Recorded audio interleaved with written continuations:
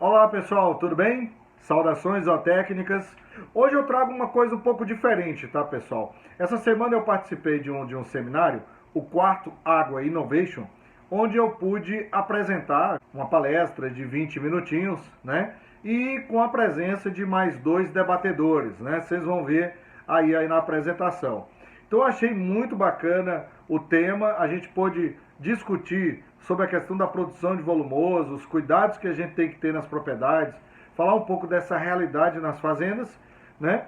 E também mostrar alternativas, tá? Então eu pedi autorização ao organizador do evento, o Carlos Matos, para que eu pudesse passar aqui no canal para todos vocês e socializar esse tipo de informação, tá? Ao todo eu acho que dá uns 45 minutos.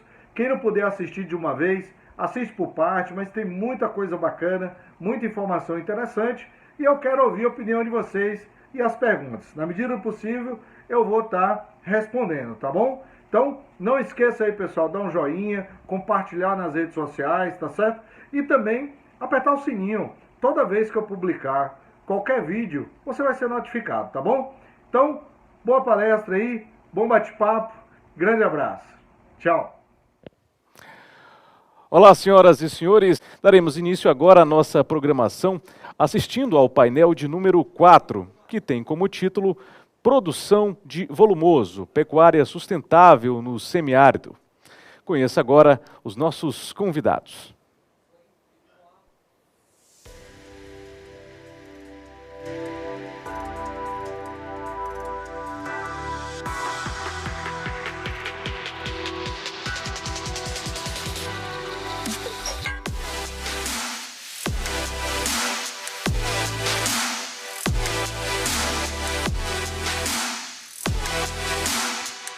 E como moderador deste painel, senhoras e senhores, o nosso convidado é o pesquisador do Instituto Agronômico de Pernambuco, IPA, e ainda colaborador da Innovate Consultoria e Projetos, Dr. Geraldo Eugênio.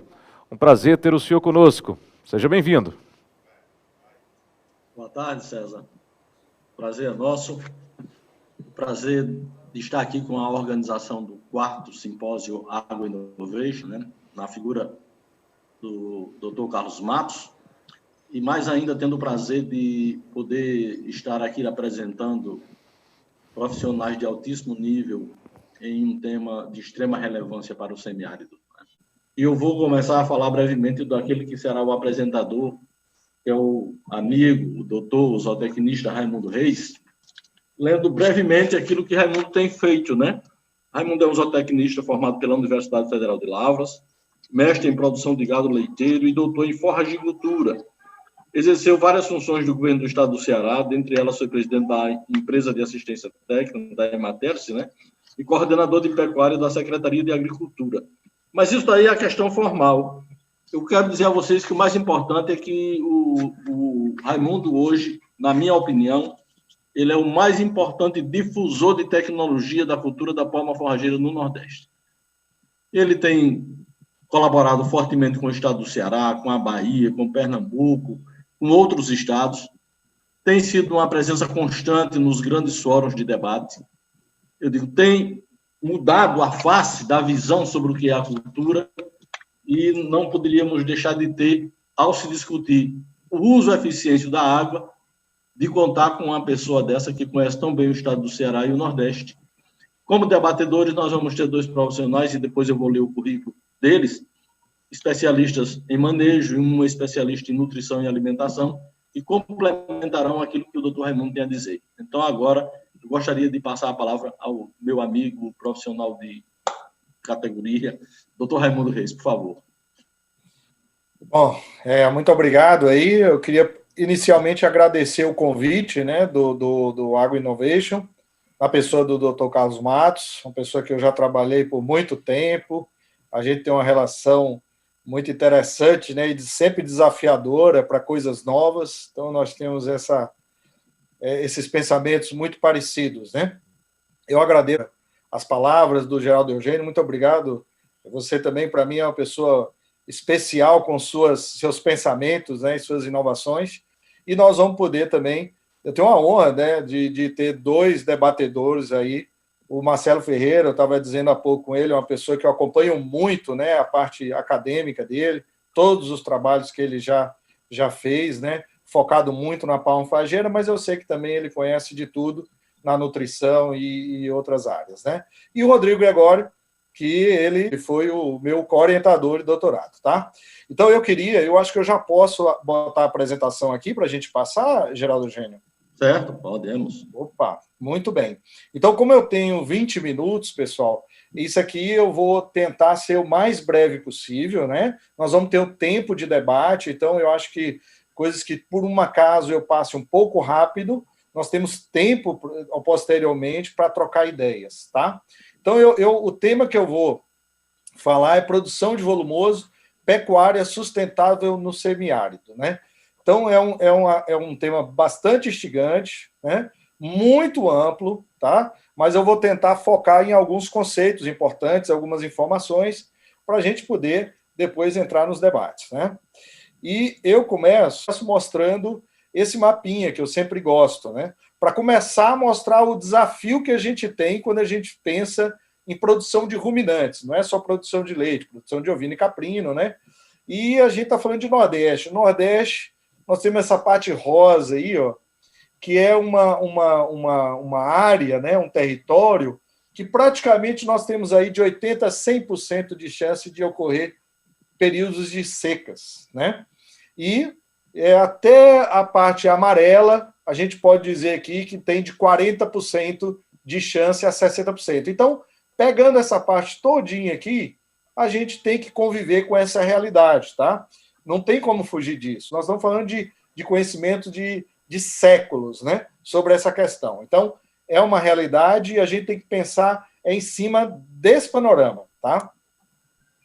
E aqui, mostrando como exemplo o Ceará, a questão da precipitação, a gente vê uma irregularidade de chuva muito grande, né? Nós temos anos que se chove na média, tem anos que se chove acima da média e abaixo da média. E tem anos que acontece o que aconteceu agora em 2012 e 2018. Nós tivemos 8 anos praticamente de seca, né? Então, realmente, essa é a realidade que nós temos. E eu sempre digo, no Ceará ou no Nordeste, no semiárido, principalmente nessa região semiárida, né? Nós temos mais chuva, é de baixo para cima. Porque a gente perde muito mais água por evapotranspiração do que a água que cai do céu. Então, nós temos um déficit hídrico, né, muito grande. Então, nós temos apenas nessa parte azul aqui, ó, que nós temos excedente hídrico, que é quando se acumula água no solo naquele período, naquela concentração de chuva que nós temos normalmente, depende da região, aqui é o município do Ceará, entre abril e maio. Então, esse é o cenário, né? E esse cenário é desanimador? Para mim, como técnico, ele é desafiador, porque eu prefiro muito mais essa realidade do que essa aqui, tá? Eu fugiria plenamente de uma realidade dessa. Então, aqui eu acho que é muito mais desafiador, né? Você tem 3, 4 meses aí para você produzir forragem aí e depois não tem o que fazer, tá? Você não tem como produzir volumoso debaixo de neve. Então, eu prefiro muito mais a nossa realidade do que essa realidade aí, tá? E antes de eu começar a falar sobre a produção de volumoso, é muito importante a gente entender que nós temos também realidades diferentes dentro do Nordeste, tá? Então, por exemplo, nós temos uma realidade aqui que é o litoral, estou mostrando aqui nessa parte mais aqui amarela. Nós temos aqui a região do Agreste, que é uma região, um bolsão maravilhoso, né? De clima interessantíssimo, né? Principalmente para a produção de leite. Nós temos aqui a região semiárida, que é a região realmente mais do sertão, onde tem toda uma dificuldade, o déficit hídrico também é muito grande, né? E aqui nós temos o bolsão, vamos dizer assim, é o filé do Nordeste, né? Em termos de agricultura, porque aqui é onde a gente tem o sul do Piauí, a gente tem o sul do Maranhão, a gente tem o oeste da Bahia. Então, isso aqui é uma região altamente privilegiada. Então, a gente tem que tomar muito cuidado quando a gente fala de Nordeste para poder imaginar situações diferentes, tá? E aí eu já adianto, não tem fórmula mágica, não tem receita de bolo, não existe isso, tá? Se existisse, era muito mais fácil. E o que aconteceu nesses últimos, de 2012, 2018, gente, foi um belo de um aprendizado para todo mundo, né? Eu acho que o setor pecuário veio de uma situação muito confortável, onde teve praticamente uma década de bons invernos, boas chuvas, né, boas precipitações, tá? Mas com esse período crítico aí, mostrou mais uma vez que a produção de volumoso é a base de tudo. É o ponto mais importante para quem quer produzir leite, quem quer produzir carne, tá? Não tem para onde fugir.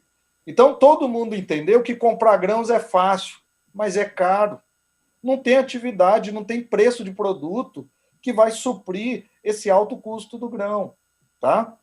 Então, comprar forragem também foi uma realidade, acontece em determinados sistemas, mas, na verdade, se você depender exclusivamente de comprar forragem, também é caro e nem sempre é disponível.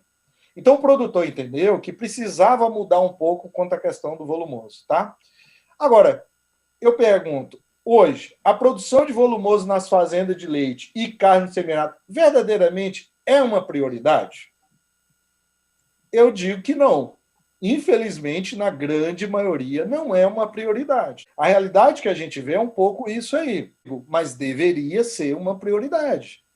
Porque aquela realidade lá é um modelo que não funciona. É um modelo que não é sustentável. É um modelo que é do tipo produtor que só vai reclamar do preço do leite. Ele sempre acha que o problema está da porteira para fora ou está nos outros, tá?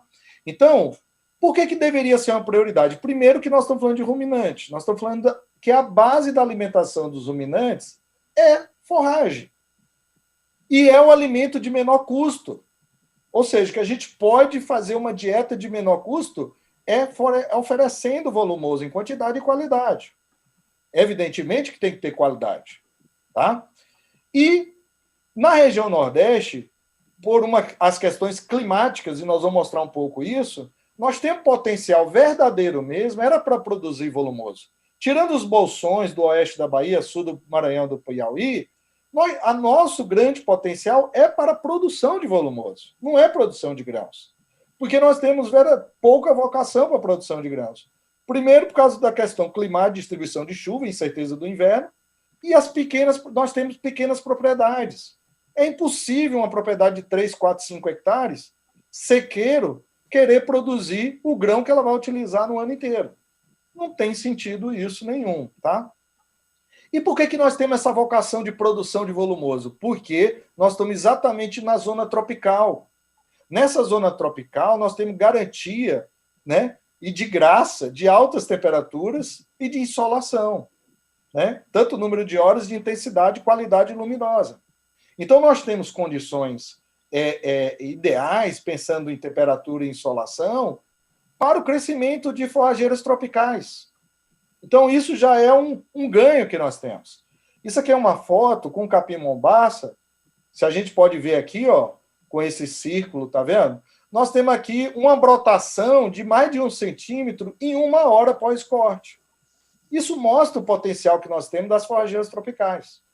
Tá certo? Agora, qual é o grande problema? O grande problema é que a produção de volumoso num sistema de produção de leite ou carne, de ovinho caprino, gado de corte, é a operação mais complexa que nós temos lá na fazenda. Você montar uma estrutura é fácil, você comprar uma vaca é fácil, você comprar o milho, a soja, não é difícil. Estou falando se é barato ou caro, mas é fácil. O difícil é você entender que tem que ter toda essa interação aqui para você produzir volumoso em quantidade e qualidade. Condições edafoclimáticas, solo, água, topografia, temperatura, luz.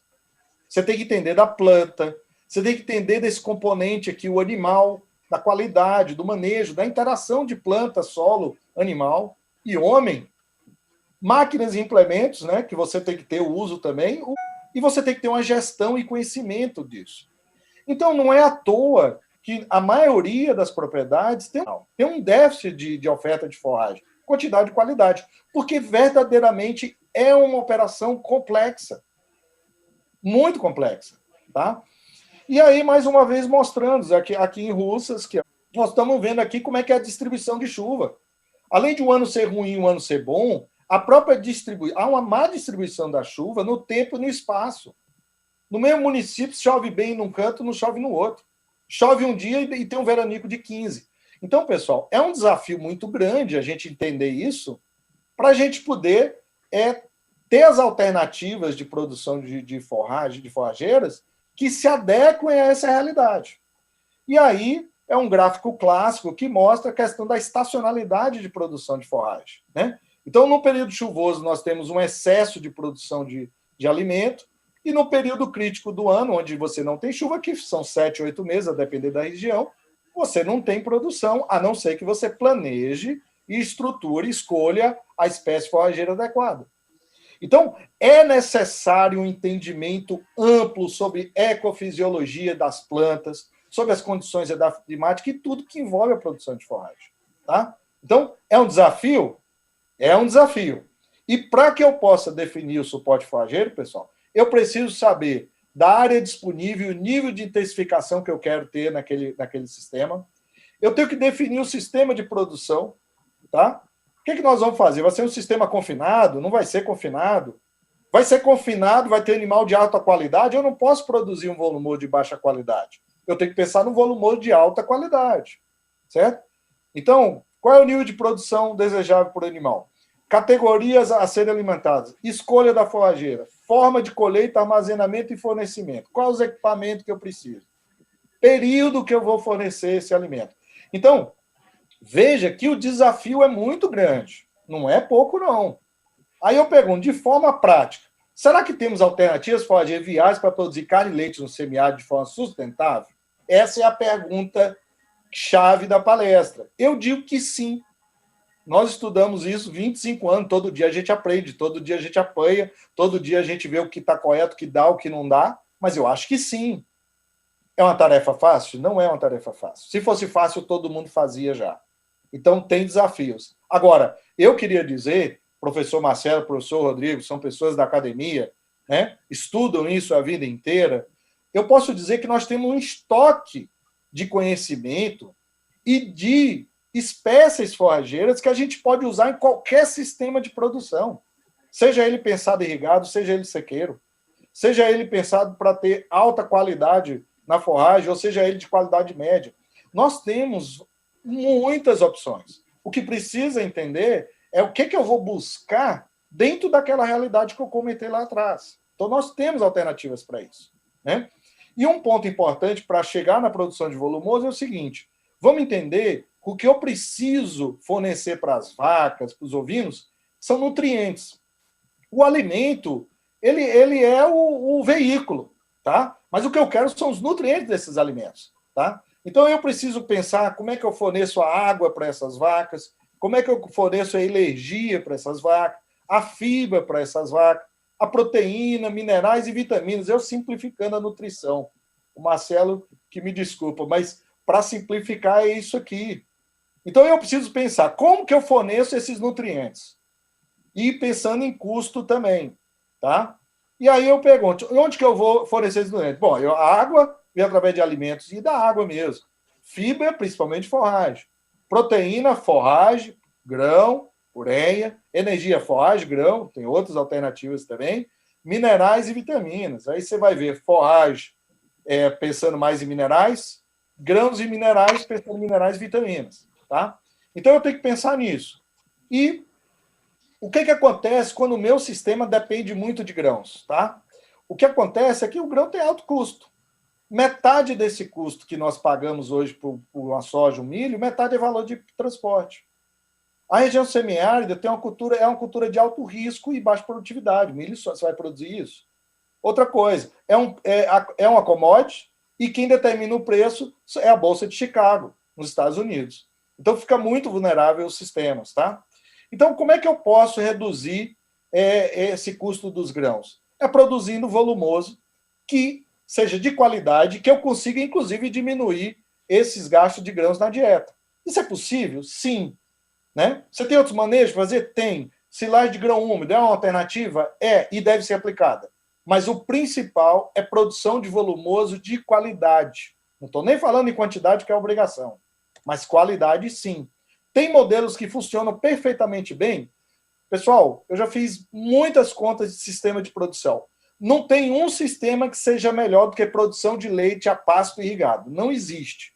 tá? Esse modelo funciona bem. Nós produzimos com 22, 23 litros por vaca, sem dar 1 quilo de soja, só com pasto de qualidade e com concentrado energético e minerais. Perfeito. Qual é o problema disso? O problema, a gente até se tornou um pouco referência no estado do Ceará por esse modelo. Mas qual é o problema? Saiu nas revistas e tal. O problema é exatamente a disponibilidade de água. Você precisa de muita água para manter um sistema desse funcionando. Então, nós estamos falando de 80 mil litros dia por hectare. Vale a pena? Vale a pena. Mas o problema é perguntar, eu tenho água suficiente para dar garantia a esse sistema? Pronto, essa é a questão. E só que hoje é obrigatório, então, a gente pensar em forrageiras que sejam adaptadas ao clima semiárido, sejam resilientes, sejam produtivas, tenham qualidade nutricional, apresentem possibilidade de mecanização, que é outra questão importante, e apresente baixa demanda hídrica. A gente está querendo quase um milagre, mas é isso, nós temos que buscar essa alternativa, tá? E eu vou mostrar que tem algumas alternativas interessantes. E aí, tem um estudo feito pelo Inovare, a pedido da ADES, onde foi feita uma análise de indicadores, né? Indicador aí de quilograma por metro cúbico produzido, reais por metro cúbico, em diversas culturas, tá, gente? Foram 23 culturas, isso analisando o uso da água nos perímetros irrigados. E aqui eu não vou perder muito tempo, mas eu só queria dizer a vocês o seguinte, aqui tem quesito de segurança produtiva, quilograma por hectare. Palma ficou em primeiro lugar, capim pisoteio ficou em segundo lugar, aí veio cana-de-açúcar, terceiro, quarto, aliás, sorgo, quinto, milho, sexto. E macaxeira lá para frente. Então, a gente tem alternativas aqui que se produz muito por hectare, inclusive comparando com outras culturas. Aqui já é metro cúbico por hectare, né? Então, a gente vê aqui a palma, macaxeira e sorgo, aqui mais do lado direito, ó, são as culturas que menos demandam água por hectare. Então, já sinaliza de alternativas interessantes, mesmo para sistemas irrigados, tá? E aqui é quilograma por metro cúbico. Quanto se está produzindo por metro cúbico de água? Destaque novamente para a palma, 72,73 kg por metro cúbico utilizado. Capim pisoteio, apesar de usar muita água, é verdade, mas produz muita biomassa. Então, o que eu quero mostrar para vocês é que nós temos já alguns sinalizadores de produção de forragem, inclusive fazendo essa análise econômica e de uso de água, da pegada hídrica que a gente chama. E essas atividades são interessantes, inclusive quando se analisa a segurança econômica. Reais por metro cúbico de água. Também destaque aqui para palma, para mandioca, né, macaxeira, e assim vai. Então, são culturas interessantes. E aí, para entrar para a parte final da minha apresentação, eu vou mostrar algumas culturas e algumas defesas que eu já tenho. Né? Primeiro de tudo, eu defendo muito a gente trabalhar com culturas perenes. E eu vou dizer o porquê. Né? Por questão de segurança, por questão de cobertura de solo, por questão de simplificação do sistema. Né? Então, a palma forrageira é o carro-chefe desse negócio. Isso, para mim, depende se é irrigado ou sequeiro, se é de pequeno, médio ou grande. Para mim, ela já tem que compor o sistema. Ela é um equilíbrio e uma segurança para qualquer atividade pecuária voltada para ruminantes. Ela apresenta adaptabilidade, potencial de produção e alto valor nutricional. Tudo que a gente quer. Mas outras culturas perenes. Faço isso muito hoje e defendo. Silagem de capim. Cultura perene, implantada. Com 30 dias das primeiras chuvas, gente, a gente já está colhendo o primeiro material para silagem. Quando eu planto sorgo, eu vou esperar 90 dias e rezando.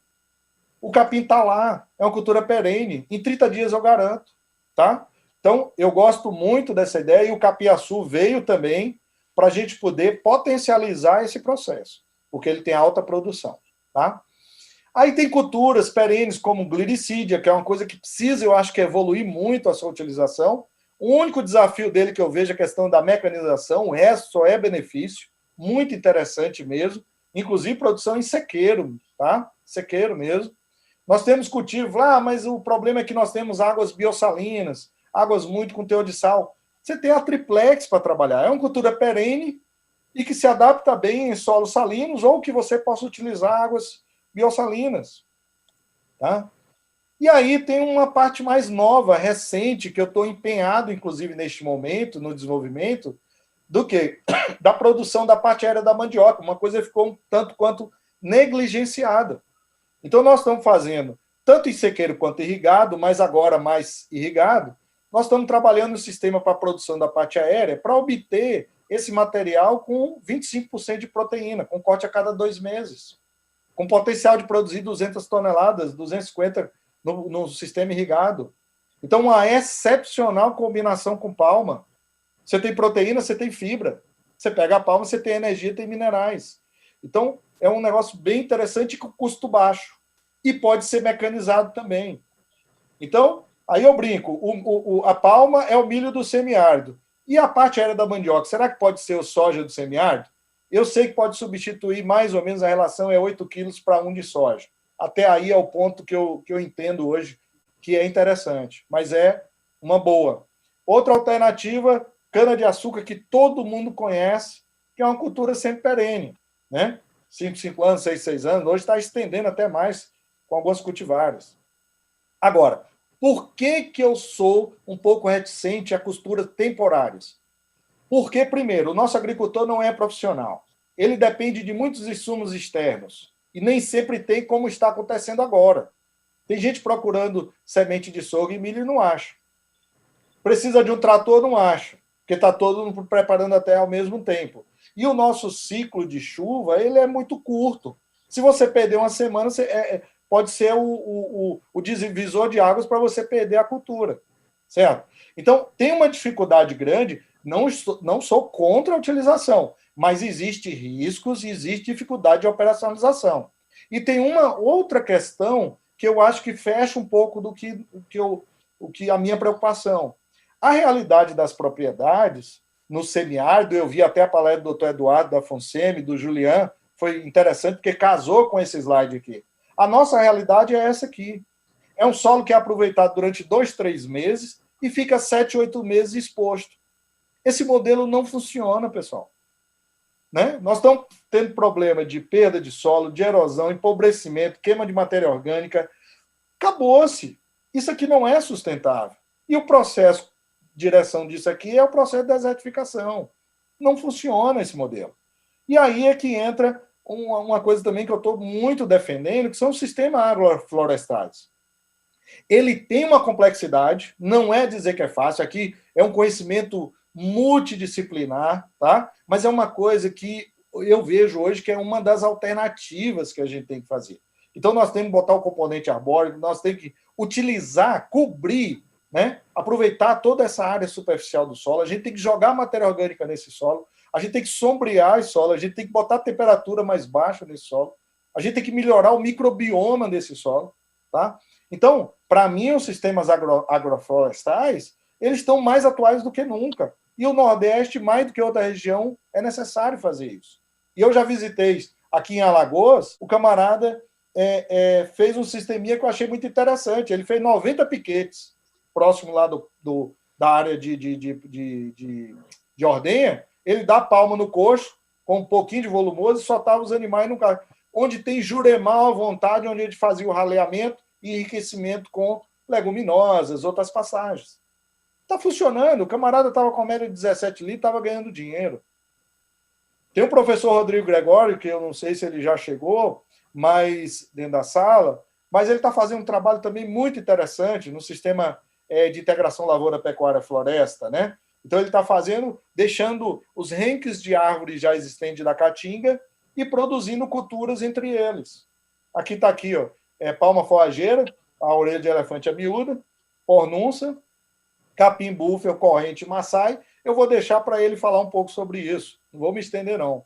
E da minha parte, o que eu estou fazendo também, isso aí eu posso dizer que é uma área privada, é que eu estou trabalhando no sistema ILPF, com palma forrageira, envolvida aí entre as ruas, tem capim maçai para produção de feno, tem o componente arbóreo, que nesse caso lá está sendo catanduba e o sabiá, parte aérea da mandioca, e capiaçu, silagem para capiaçu, e o que eu estou chamando de sombra rotacionada. É um processo diferente, tá? Mas sem poesia, tá? Isso aqui é um negócio, deve ser o foco. com benefícios sociais e ambientais. Então, a questão é essa. Para mim, tem que fazer conta. Tem que funcionar e ter o benefício da integração dessas culturas. Tá certo? E, para finalizar, eu coloco o seguinte. Hoje, a realidade que nós temos é que a maioria das fazendas do Nordeste, produtora de leite ou vinho-capim, são pequenas propriedades. E nós estamos tendo dificuldade de mão de obra, né? Disponibilidade e altos custos com contratação. A agricultura familiar, as pessoas estão envelhecendo. Portanto, não tem mais a força de trabalho. A gente tem que achar um modelo que seja sustentável, que seja ambientalmente correto mesmo, socialmente justo, né? Aquele chavão, e que seja rentável. Tá? Então, há uma necessidade de mecanizar esses processos produtivos e obter custo de produção competitivo. Então, nós temos que partir para isso. E os resultados aí eu trouxe para dizer o seguinte, a atividade leiteira até 2019, de 2009 a 2019, a rentabilidade ela foi baixando, tanto para sistema de alta tecnologia quanto de baixa tecnologia. A de baixa tecnologia ela é inviável, ela é negativa.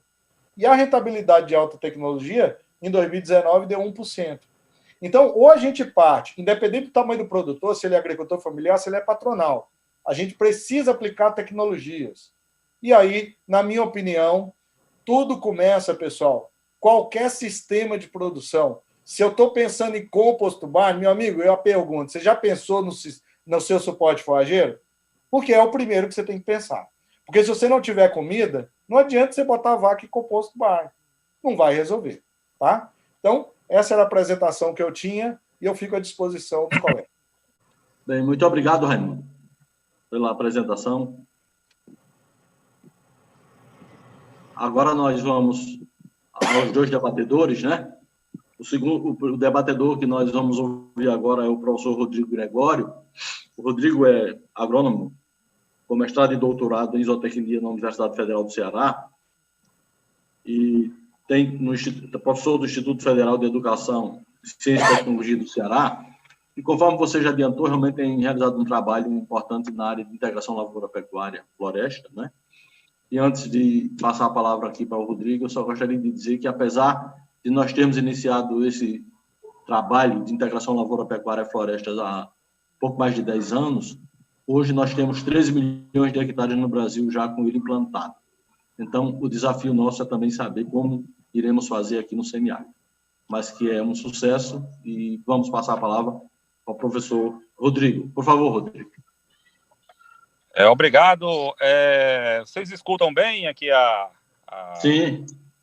Estava com medo aqui porque eu perdi o sinal aqui no computador e tive que vir aqui para o celular e acabou que eu estava com medo, né, da internet.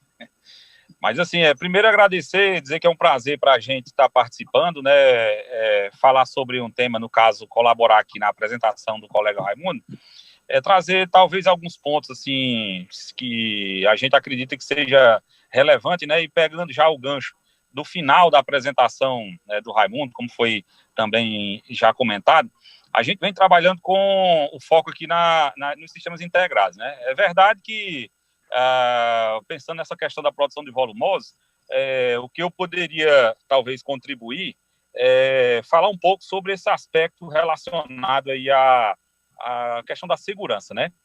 Só uma coisa que eu perdi aqui, a fala no começo, eu teria um tempo de quanto... Você tem um tempo um pouco mais do que 5 minutos. Do que quanto? 5. 5, né? Pronto. Então, assim, a questão ligada ao aspecto da segurança. Então, quando a gente pensou em trabalhar com sistemas integrados, porque, na realidade, a gente vem da mesma linha, né, da área de cultivadas, das áreas das monoculturas, e quando a gente começou a se deparar com uma situação mais de sequeiro dentro do semiárido, a gente começou a observar a possibilidade do uso dos sistemas integrados como uma alternativa para o aumento da segurança, para o aumento da estabilidade da produção. Porque, veja, toda vez que a gente conseguir, e esse é um foco daquele trabalho que a gente vem trabalhando, toda vez que a gente conseguir ter a oferta de volumoso de uma maneira mais regular, ou seja, baseada naquela produção do ano, menos reserva a gente vai ter necessidade de ter para equilibrar a oferta de comida. E por que a gente fala esse aspecto específico? porque se a gente observar, a nossa região ela já tem uma oscilação da precipitação e automaticamente da produção vegetal, que já impõe aos sistemas de produção uma condição de armazenamento, de acúmulo de comida para poder equilibrar a oferta. E se a gente se deparar somente com a situação de uma monocultura, ou do sistema se basear unicamente ou em poucas alternativas, a gente pode ter esse processo ainda mais acentuado, ou seja, uma variação da produção de forragem entre os anos de maneira bastante significativa. E essa variação ela pode, indiretamente, inviabilizar o sistema do ponto de vista econômico. Mesmo que a gente tenha condição de equilibrar a oferta de comida mediante o acúmulo, a gente vai ter que ter, muitas vezes, um grande volume de comida, pensando que quanto maior for o rebanho, ou quanto maior for a lotação batalhada, maior vai ser, então, a necessidade de comida armazenada, pensando principalmente naqueles anos de déficit. Então, os sistemas integrados, ele passa a ser fundamental porque, na medida em que você tem várias fontes de alimentação, fontes complementares, ou seja, naqueles anos que tem baixa oferta, uma dada cultura contribui mais, como, por exemplo, uma palma, como o Raimundo falou. Nós estamos com um pequeno problema de conexão com um dos nossos convidados, mas nós pedimos gentilmente ao nosso moderador que, por gentileza, retome os trabalhos e possa passar a palavra para um dos outros convidados, por gentileza. Nós vamos aguardar o professor Rodrigo tentar realmente retomar, mas vamos dar continuidade ouvindo. Pronto, bom, agora nós agora sim, por vamos favor. ouvir o professor Marcelo Ferreira, né? O Marcelo realmente é um professor da zootecnia da Universidade Federal Rural de Pernambuco. E eu vejo que, ao longo dos anos, nessas últimas décadas, ele tem se dedicado à questão da alimentação e da nutrição. Então, nós vamos ouvir o Marcelo e depois nós voltamos para o Rodrigo, para ele complementar o raciocínio dele. Marcelo, por favor.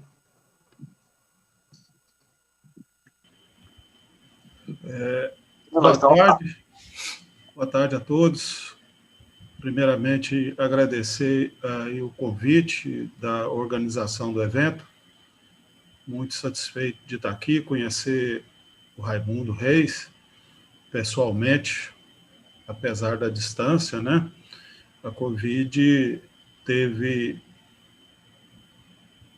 aspectos drásticos, né? Porém, facilitou muito esse conhecimento, essa comunicação. Nós avançamos muito em função dela. Dar um abraço também, Geraldo, companheiro aqui do IPA, e um prazer conhecer também o Raimundo, que a gente lê, vê falar e não conhecia pessoalmente. Como a gente tem pouco tempo, eu gostaria primeiro de parabenizar o Raimundo, apesar da breve apresentação, acho que tocou nos pontos principais, eu concordo com ele em muitas coisas, né? Essa questão de seca, quem leu o Euclides da Cunha, em 1906, ele falava lá no livro dele que a única coisa que ele conseguia prever com segurança era a seca do Nordeste. Então, ou seja, se eu for para semiárido, eu tenho que trabalhar com pouca água. Isso a gente tem que ter isso em mente e não ficar esperando água.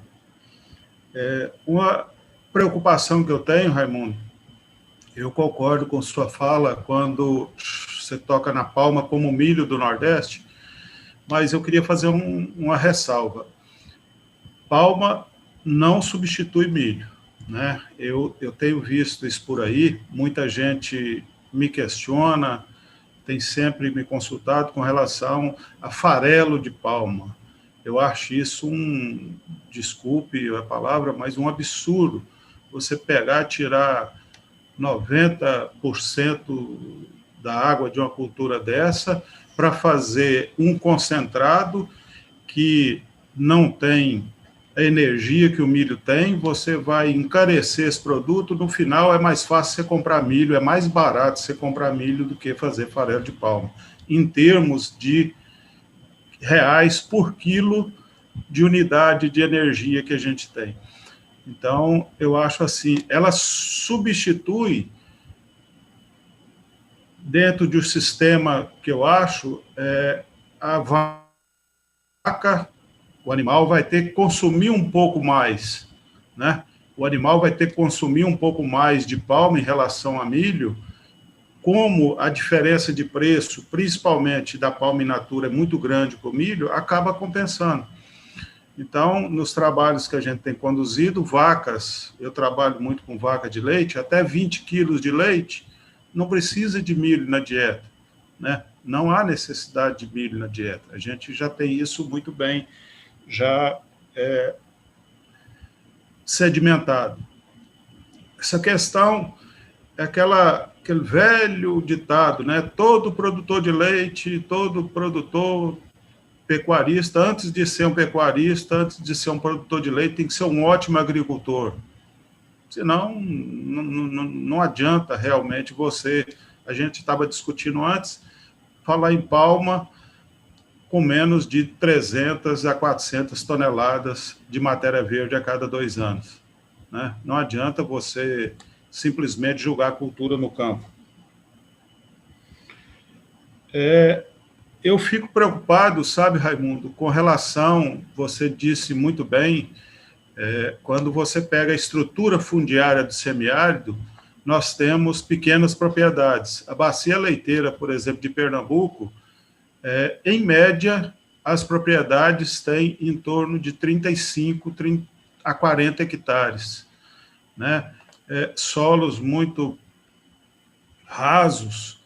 Eu temo por a gente não conseguir mecanizar. Né? Eu acho que nós vamos ter uma dificuldade, eu gostaria também de ouvir Geraldo com relação a isso. Entendo a necessidade perfeitamente, mas eu não sei da viabilidade da gente conseguir mecanizar realmente, principalmente se a gente fala de palma. Né? Eu acho um pouco complicado, assim, quisera eu estar errado e a gente conseguir mecanizar isso aí. E, por fim, o que a gente precisa entender, e eu vou tentar traduzir uma de seus slides, é a questão da produtividade da terra. Todo estudo que eu vejo de economia, de sistema de produção de leite, o preço do leite não entra hora nenhuma na sustentabilidade do sistema, na rentabilidade, porque o produtor não tem controle sobre ele, é o mercado que tem. Então, todo o sistema aponta para uma coisa só, aumentar a produtividade da terra. Chegando em casos, por exemplo, no Triângulo Mineiro, onde o estudo final para aumentar a rentabilidade do sistema apontava para o produtor diminuir o tamanho da fazenda, porque terra é muito caro. Então, a hora que se faz o estudo e deve se levar em consideração o capital investido com terra, o aumento na produção por unidade diária é o que realmente leva. E nós estamos fazendo, você falou muito bem, Raimundo, da chuva de baixo para cima, né? E nós estamos fazendo, se a gente lembrar do triângulo da zootecnia, nós estamos tentando fazer aquele triângulo, né, com aquela base no manejo, na nutrição, e lá em cima a genética, nós estamos tentando fazer de cima para baixo com genética. E não é a genética que vai resolver, ela é extremamente importante, porém, ela é extremamente dependente do ambiente. Se nós não modificarmos esse ambiente, não adianta nada você ter genética. Né? Então, eu acho que nós estamos partindo para um lado errado. Eu vejo muito investimento em IATF, em vaca de 15 litros de leite, vaca 12 litros de leite, transferência de embrião. E eu nunca vi, nem nos Estados Unidos, um rebanho montado com transferência de embrião. Por que nós vamos querer fazer isso no Brasil? Né? Eu acho que tem outras prioridades. Não sou contra IATF, não sou contra a transferência de embrião, mas eu acho que tem outras prioridades, que é essa questão da produção de volumoso em quantidade e qualidade, o tema principal do debate de hoje. Tá? Então, eu agradeço mais uma vez prazer em conhecê-lo, Raimundo. Espero trocar mais figurinhas, né, que a gente possa sincronizar alguma coisa aí, a gente trabalhar junto, debater mais, né? Parabéns ao Geraldo e um abraço. Gregório. Nós tivemos um problemazinho com o Gregório e nós estamos tendo outro problemazinho com o tempo, viu, Gregório? Então, dessa vez o negócio complicou um pouco, porque o outro painel começa daqui a 5 minutos. Mas o que eu gostaria de deixar como mensagem, principalmente para a organização do evento, é que nós estamos aqui com um tema que realmente ele dificilmente você equaciona em 50 minutos, né? E rico, porque nos últimos anos nós acumulamos conhecimentos que merecem ser repassados. É isso que o Raimundo está fazendo, e coincidentemente está também nos acompanhando o doutor João Suassuna, meu amigo João Suassuna. O João é muito ligado, é parente do pessoal da Fazenda Carnalbeira, lá na Paraíba, né? E isto daqui é que é importante. A palma deixou de ser a cultura negligenciada para ser um cultivo. Houve um grandes avanços fitotécnicos. Precisa de agricultura, como falou tanto o Raimundo quanto o Marcelo. E precisamos introduzir esses novos conceitos que vieram dos cerrados, como a integração lavoura-pecuária, se estabeleceu, e não é à toa que em menos de 10 anos tem 13 milhões de hectares. Então, nós não vamos poder nos estender, porque vamos ter que parar para a próxima apresentação, mas como mensagem mesmo, eu gostaria de deixar a todos vocês que estão realmente nos ouvindo, é que nós temos aqui 3 profissionais de altíssimo nível. Eu digo, o Nordeste se orgulha de vocês, o Nordeste se orgulha de vocês estarem se dedicando, de fato, àquilo que é problema para o Nordeste, para a pecuária nordestina, e eu espero que nós possamos, através do Instituto Futura e de outras instituições, temos a possibilidade de debater isso com mais acuidade, com mais cuidado e com mais profundidade. Então, Raimundo, muito obrigado, e é um grande prazer realmente sempre poder estar com você. O mesmo eu diria para o Gregório e o mesmo diria para o professor Marcelo. Muito obrigado, gente. Bom, meu amigo, muito obrigado. Um abraço a todos aí. Estamos às ordens. Muito obrigado também, um abraço e bom painel, né? Bom próximo painel aí. Raimundo, um prazer, meu amigo. Valeu. Até mais, também agradeço. Prazer. Tá bem. Desde já, senhoras e senhores, os nossos agradecimentos aos participantes do painel de número 4 e, claro, o nosso muito obrigado a você que nos acompanha no estado do Ceará e em todo o Brasil.